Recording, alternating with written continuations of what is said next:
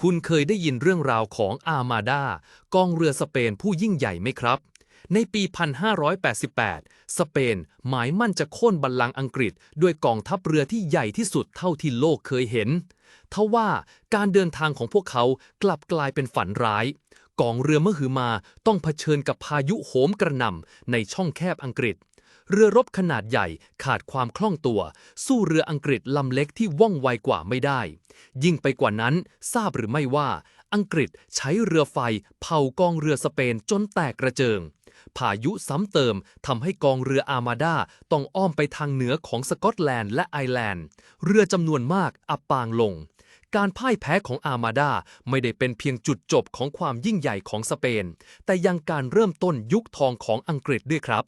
เหตุการณ์ครั้งนั้นเปลี่ยนสมดุลอำนาจของโลกตลอดกาลคราวหน้าผมจะมาเล่าเรื่องราวอะไรให้คุณฟังอีกโปรดติดตามนะครับ